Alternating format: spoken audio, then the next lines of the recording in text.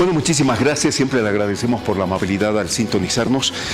Hace pocas horas se ha aprobado en el Senado la ley El Cóndor y vamos a intentar entender esta ley, de qué se trata y dar una mirada a muchos otros temas. Para ello hemos invitado al senador Rodrigo Paz, senador por Comunidad Ciudadana y del sur de nuestro país. Senador, muchísimas gracias por honrarnos con su presencia. Te agradezco, Omar. El espacio era una deuda estar Era una deuda. Además nos veíamos siempre por Zoom. Es que se ha dado después del COVID, el tema Zoom fue una alternativa y una agilidad, pero agradecido estar en el canal, a la universidad, agradecer y bueno, a lo que hablabas, hace 3 años en Tarija, si mal no recuerda los telespectadores, hubo el envenenamiento de cerca de 34 cóndores. Evidentemente. Y la mala suerte eran parejas, machos y hembras, lo cual es una pérdida mucho más costosa. Y debido a eso empezamos a investigar la normativa nacional medioambiental, ver qué eran las normas del medio ambiente, este tema que ahora nos ataca de forma drástica y son resultados de casi 20 años de descuido. Con los efectos que estamos teniendo especialmente en el área oriental, pero no deja de lado todo el impacto en la parte occidental vinculada hacia el norte de La Paz, hacia el Beni. Entonces, nunca habíamos llegado a este momento. Si bien no son la misma cantidad de hectáreas quemadas como el 2019, 5.5 millones de hectáreas, ahora estamos rondando los 3 millones de hectáreas, pero seguimos. Pena que no traje una fotografía. Si vieras los focos de calor, como aquí en Bolivia no puedes confiar de la información, he pedido a unos amigos de instituciones peruanas y es increíble que la franja de todo lo que era antes verde Bolivia, oriente hacia el sur de la patria, hoy día son focos de calor, es básicamente una mancha roja y lo poco que nos queda de territorio verde en la patria. O sea, realmente estamos destrozando el país cuando tenemos una constitución y normas extraordinarias en el sentido de alabar a la Pachamama, y es todo lo contrario. ¿Qué hemos hecho? A raíz de este crimen que se hizo con los cóndores, empezamos una investigación de las normativas vigentes y todas venían, las ideas centrales venían de los años 90, que era otra coyuntura. Había otra forma de preservar el medio ambiente, se habían declarado varios parques. Sí. Esos parques todos en estos últimos 15 años han sido violados.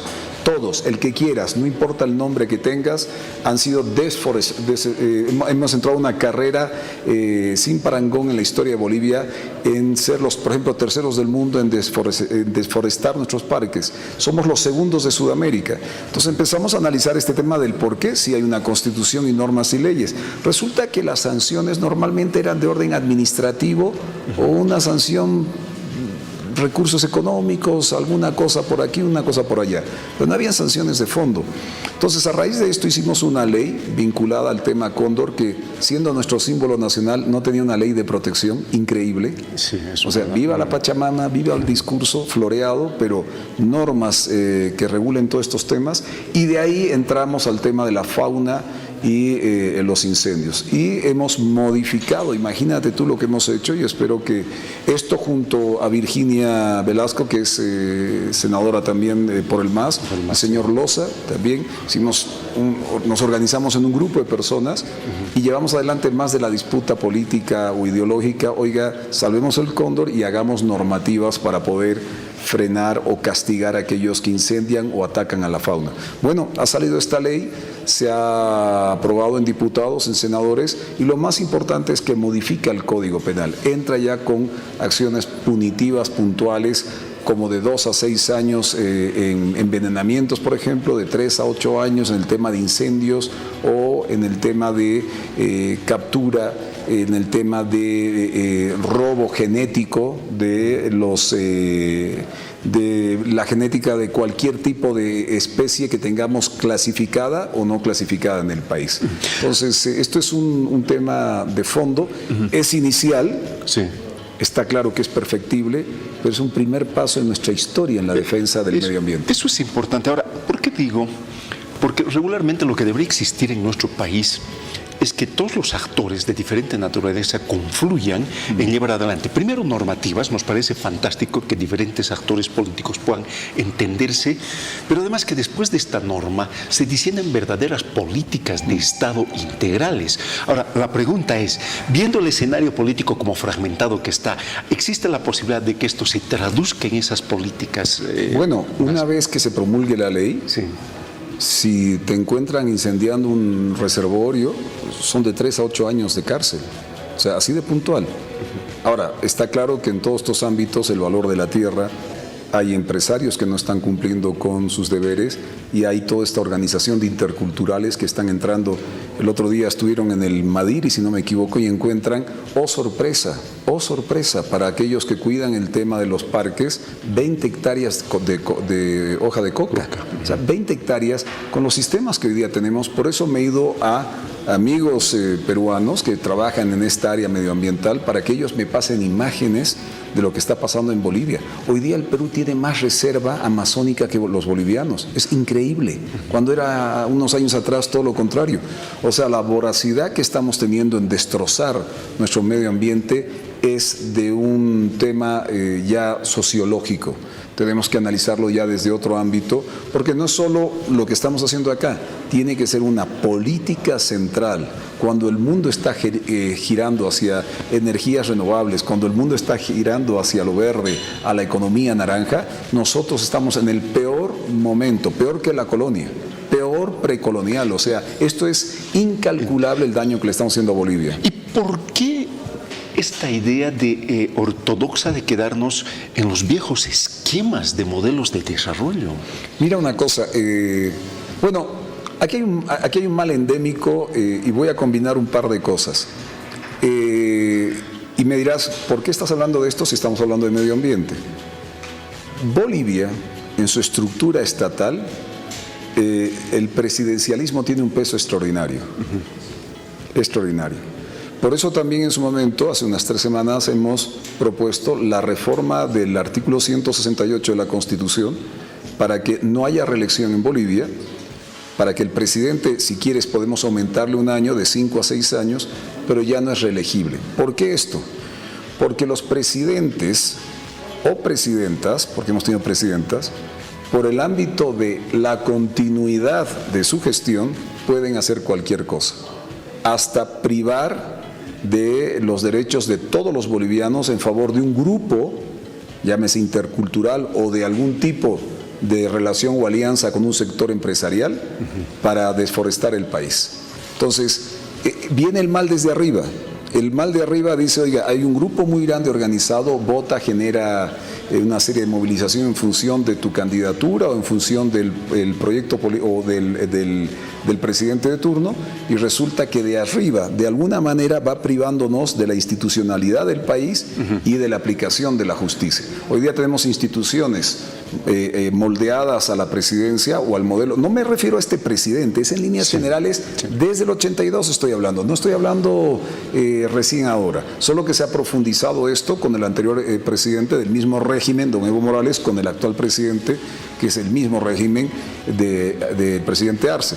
El presidencialismo, el hiperpresidencialismo hace una modificación, y si hay alguna organización, por mucho mal que le haga al país, no la tocas en función de que sea parte de una organización, llámese pacto de unidad, llámese lo que sea, del proceso de ese presidente. Entonces, te hago una pequeña suerte de explicación que el mal viene de arriba hacia abajo. Los proyectos políticos deben nacer de abajo hacia arriba, pero en este caso el cambio viene arriba, porque si no cambias eso y no generas que un presidente dure 6 años, muy bien, se va y aplique la norma y no tenga miedo por el tema elección o reelección en el caso puntual, empieza de arriba abajo a aplicar la institucionalidad y lo que refiere a las normas que estamos llevando adelante. Yo quiero ver con esta modificación al Código Penal, porque es modificación al Código Penal, donde hemos puesto, dependiendo del tema, la sanción es, como te digo, de 2 a 6 años y de 3 a 8 años, en envenenamiento, en incendios, en algún tipo de ataque a la fauna en líneas generales.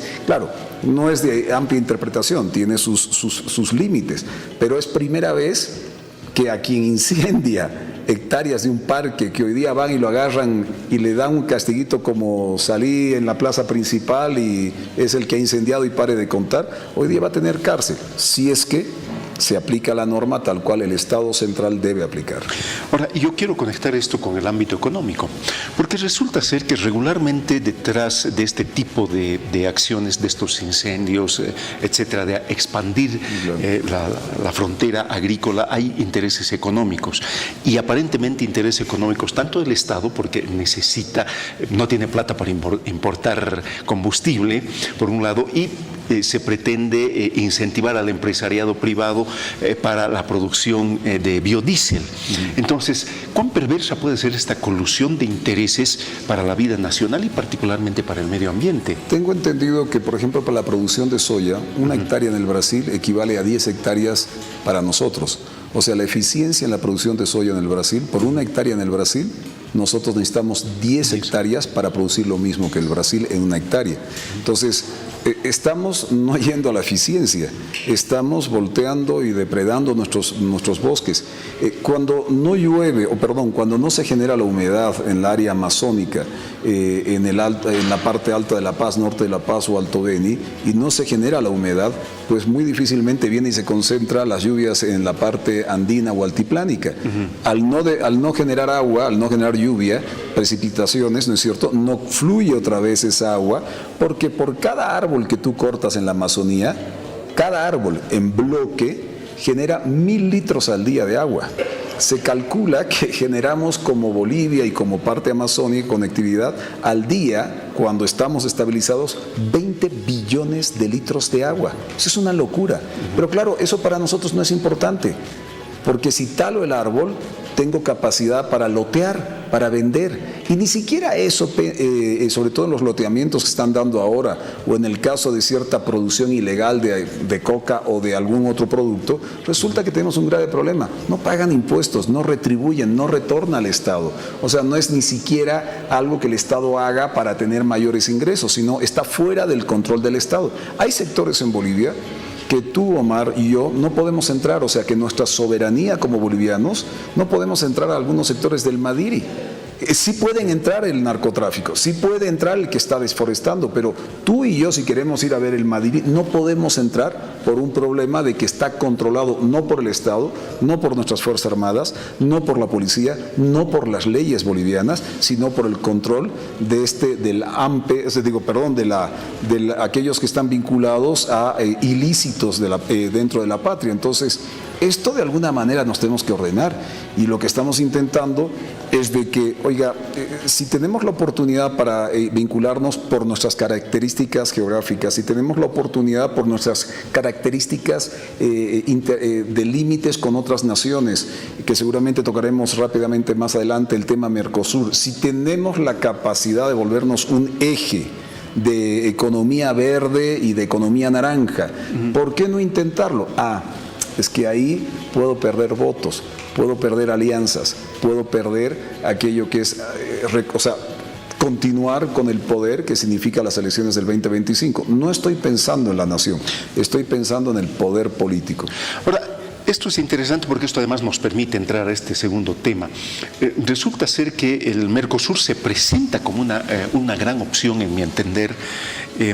Sin embargo, nuestros patrones de comportamiento económico nos muestran que seguimos pensando en una economía tradicional, extractivista, industrialización, sin pensar en estos otros elementos que están dándonos un nuevo enfoque de desarrollo. Ahora, ¿qué oportunidades nos da el Mercosur con esta visión tradicional versus a una otra visión que deberíamos construir, sobre la cual no encuentro de momento un proyecto político así integrador? A ver, el otro día escuchaba en Santa Cruz algunos expertos en comercio decían, bueno, ¿nos conviene o no nos conviene el Mercosur? Yo me sentí defraudado. Todo ámbito de competitividad, todo ámbito de reto y de objetivo futuro es algo que Bolivia no puede negar, o sea, no puede negarse, no, es que los otros son muy competitivos. Oiga, no estoy diciendo que tú mañana entres al Mercosur, te estoy diciendo que si no nos vamos adaptando a una realidad mundial, nuestra pequeña isla seguirá siendo una isla y la pobreza se incrementará, nuestra capacidad productiva, nuestras normativas, nuestras instituciones. ¿Qué pasa con el Mercosur? ¿Cuál es el país número 1 en Sudamérica que ha salido premiado ayer y hoy día en los rankings de justicia a nivel mundial, pero vinculación Sudamérica? Uruguay. Uruguay es parte del Mercosur. El número 1 en justicia. ¿Cuál es el antepenúltimo? Nosotros. No sé si está Haití o Nicaragua o no sé cuál es el orden. Menos mal que no somos penúltimos ni últimos. Creo que somos antepenúltimos. O estamos 3 puestitos antes de últimos, 3 o 4 puestitos. ¿Quién está detrás de nosotros? Se están jugando entre Nicaragua, Haití, pero Haití entendemos la vida de los haitianos los últimos 25 entre terremotos, golpes de Estado, es un problema caótico, ¿no es cierto? Y el otro país es Venezuela. O sea, no estamos en ese bloque, así nos ve el mundo. Mercosur, ¿qué significa? Oye, acaban de aprobar en la Cámara de Diputados del Brasil, queda Senado, yo le echo una propuesta al presidente, a la cabeza de usted, porque aquí no hay Cancillería, ¿quién es el canciller en Bolivia? Yo le pregunto a los bolivianos, ¿quién es el presidente? Saben, pero ¿quién es el canciller? No saben. No saben porque no hay una política internacional boliviana. Y en ese sentido digo, presidente, a la cabeza suya, vamos con un grupo de senadores de diferentes fuerzas políticas, vamos con empresarios, vamos con aquellos sectores que correspondan, vamos a Brasil con una comisión interinstitucional y hagamos un encuentro bilateral. ¿Qué es el tema Mercosur? Son los retos de ordenar tu institucionalidad, de ordenar tu justicia, de ordenar una serie de cosas. Ahora, para entrar al Mercosur no es que entras mañana si aprueba Brasil, ya los otros países han aprobado. Hay 4 o 5 años donde tú tienes que ir forzando a reordenar tu institucionalidad, entre ellas la justicia. O sea, ¿sirve esta norma que hemos aprobado? Sirve, si la aplicas. Si no la aplicas, no sirve. Y como estas normas, tenemos normas extraordinarias en Bolivia, pero los feminicidas siguen saliendo a la calle. Aquellos que tienen plata siguen pagando.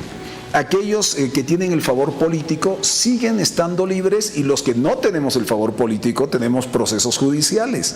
Pero lo peor de todo, olvídate los políticos y el tema de los ricos del país que pueden pagar un juez o un fiscal, es la inmensa mayoría del pueblo. Omar, tú pregúntale a cualquier ciudadano, a tus camarógrafos, a los que están aquí presentes, ¿quién de ellos quiere caer en manos de la justicia? Nadie. Pero no solo es la justicia, ¿no? Es decir, había una corrosión de la institucionalidad a todo nivel. Pero la justicia... La policía, la aduana, instituciones financieras, se supone que un banco central debía tener, es decir, la Contraloría, y es decir, hemos devastado la institucionalidad. Claro, pero la justicia es la medida, la principal medida de la democracia.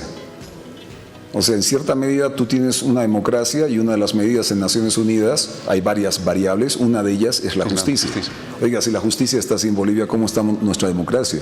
O sea, ese es un sinónimo de cómo están las otras instituciones que has mencionado. Entonces, ¿será difícil incorporarnos así al Mercosur? El reto del Mercosur, no tenemos por qué o sí incorporarnos. Una vez que aprueban, tú decides, como has hecho una petición, pero tú tienes mínimo 4 años para reordenar tu institucionalidad. Y ahí se van a destapar muchos problemas en Bolivia, porque ya vienen otras organizaciones, países fronterizos. Mira, te lo pongo de esta manera. Brasil, ¿con quién quiere hacer sociedad? ¿Con Bolivia? ¿Con Chile? No, no seamos ilusos. Es parte del camino para ser gran socio ¿de quién? De la China. Brasil tiene camino por Bolivia y por Chile, por nuestros puertos. Yo he hecho todo ese recorrido por tierra para salir por Antofagasta directo a China. Es el camino más recto porque por el Atlántico tiene que dar 1000 vueltas. Brasil está desesperado por sentarse a la mesa del poder que se sienta China y lo quiere hacer con los Estados Unidos, con la Unión Europea, porque Brasil es un monstruo del mundo, está entre los 10 grandes del mundo. Entonces, si esto es así, y Bolivia evidentemente el próximo año no le va a vender gas a la Argentina porque ya Argentina ha dicho, tengo vaca muerta, tengo un gran reservorio. Es más, Bolivia, ¿por qué no me dejas venderle al Brasil a través de tu gasoducto? Porque ya lo tiene la propuesta al Banco Interamericano de Desarrollo en función del crédito. Bueno, muy bien, no vamos a tener gas de venta a la Argentina el próximo año. El gas al Brasil se acaba el 2025, se acaba el contrato. Podrán darle unos 2 o 3 años. 3, la carretera bioceánica, yo he ido a la carretera bioceánica, yo he hecho el recorrido, es Brasil, Paraguay, Argentina y pasa por Jama a Chile y sale a Antofagasta. O sea, nos han dejado fuera del bioceánico que conecta el Atlántico con el Pacífico. Y el litio, para culminar ya, te doy 4 ejemplos: gas Brasil, gas Argentina, bioceánico, y el cuarto aspecto, el litio. Todavía la inversión china y rusa, en el caso de los chinos que han comprometido 520 millones, sigue en estudio. Una vez que culminen el estudio, tienen que pasar una propuesta al gobierno y el gobierno tiene que mandar un contrato para que apruebe el Parlamento. Pero antes de ese contrato tiene que salir la ley del litio. O sea, hasta el 27 o 2028 no vamos a ver esa inversión realizada. Por ende, el gas se fue, el bioceánico nos ha sacado del contexto de conectividad, del comercio, de negocios, de la institucionalidad sudamericana, y el litio todavía no ha llegado, y hoy día sale este pequeño alito de esperanza que es Mercosur. No para que entremos mañana, pero para que en Bolivia se empiece a debatir cuál es nuestro rol en el contexto sudamericano y cuál es nuestro rol boliviano en el contexto mundial. Porque cuando teníamos 55 mil millones de dólares en gas, hombre, éramos interesantes, éramos país de conexión, pero ya no hay gas, porque no es que no haya gas en Bolivia, no hay exploración, no tenemos nuevos megacampos, se gastaron los megacampos que se descubrieron en los años 90. Entonces, esa es nuestra realidad. ¿Cómo no, a través de la propuesta Mercosur, vamos a debatir una serie de realidades que necesitamos cambiar en el país? Ejemplo, ¿cómo puede ser que Santa Cruz, en el siglo XXI, y La Paz, pero especialmente Santa Cruz, sea la ciudad más contaminada del mundo? Es terrible, ¿no? ¿Dónde está la Pachamama? ¿Dónde está todo ese discurso? O sea, nos debería dar vergüenza, Omar, a ti, a mí, sin ser aquellos que ponemos fuego, pero como bolivianos, salir en las noticias mundiales, en Europa, en el Asia, en todas partes, somos los más contaminados del mundo. Y esa es una realidad. Senador Paz, y ahí me competiría hacerle una pregunta que nos demandaría seguramente otro programa, y es hablar de los proyectos políticos emergentes, los liderazgos, etcétera, etcétera. Así es que lo voy a comprometer para cuando tenga tiempo podamos hablar de este otro tema. Omar, a la orden, pero una cosa sí está claro, sí. Y lo has dicho bien, proyecto. Porque la gente sabe que el 2025 recién se vota. No podemos abusar de la gente que hoy día la está pasando muy mal. Ni los chicos van a colegio. Cuando aparecen unos cuantos diciendo, yo voy a ser candidato. ¿Candidato a qué? Resolvamos los problemas ahora. El 24 todavía está de por medio, que va a ser un año muy difícil con los temas que vienen, judiciales, el Tribunal Supremo Electoral, el censo, el repartir recursos, los nuevos la redistribución del Parlamento. Va a ser un año muy complicado. El 25 el pueblo sabe que tiene que votar. Mientras tanto llega el 25, el pueblo trabaja, labura, no habla de política, tiene que buscar cómo comer. A eso deberíamos preocuparnos. Cómo resolver este tema medioambiental, cómo resolverle la economía a la familia, cómo resolverle la justicia a la gente. Lo voy a esperar. Omar, gracias por tu espacio. Muchísimas gracias. El senador Rodrigo Paz visitándonos para poder hablar de estos temas que, bueno, son importantísimos el intentar entender y generar un espacio de debate.